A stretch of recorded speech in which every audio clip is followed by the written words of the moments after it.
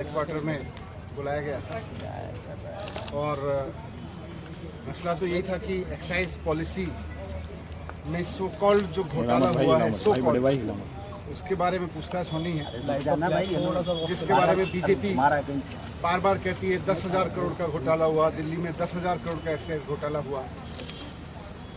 लेकिन आज मैंने सीबीआई में जाके देखा, मैंने देखा कि कोई घोटाला तो वहाँ है ही नहीं, घोटाले की तो कुछ मसला ही नहीं है वहाँ। सारा केस फर्जी है, मैं जानता हूँ सारा केस फर्जी है। और आज मैंने सीबीआई में 9 घंटे की पूछताछ के दौरान 9 घंटे जो मैं रहा वहाँ पे, वहाँ भी मैं समझ गया कि किस तरह से सारा केस फर्जी है और किस तरह से इन्होंने पूरी साजिश की गई है। आज मुझे समझ में आया कि इन्होंने सीबीआई में केस किसी घोटाले की जांच के लिए नहीं करा रखा, इन्होंने सीबीआई में जो मेरे खिलाफ केस करा रखा है वो दिल्ली में एक्चुअली ऑपरेशन लोटस को कामयाब करने के लिए करा रखा है।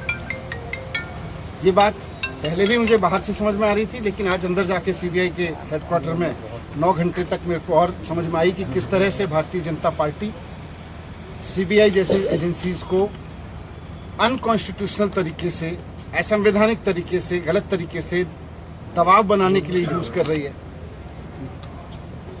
एक्साइज पे बात हुई, लेकिन मुझे आश्चर्य हुआ कि वहां भी साइड में मुझ पे दबाव बनाया गया कि आप छोड़ दो, आप में क्यों हो।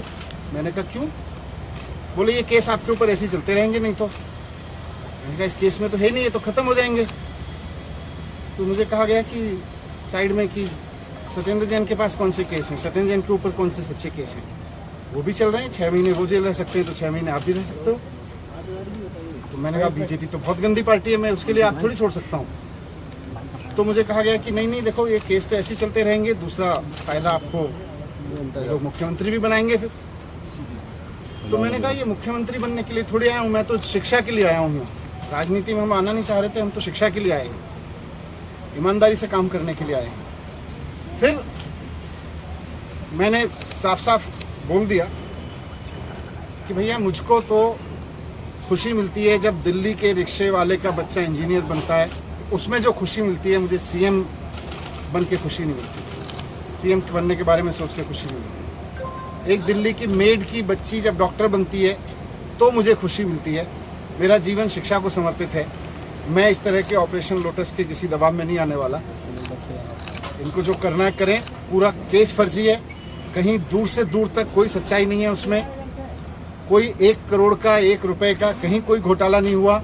ये बीजेपी वाले कहते रहे और दबाव बनाते रहे 10,000 करोड़ का घोटाला हुआ है, कोई घोटाला नहीं हुआ। आज मुझे वहां से भी समझ में आ गया।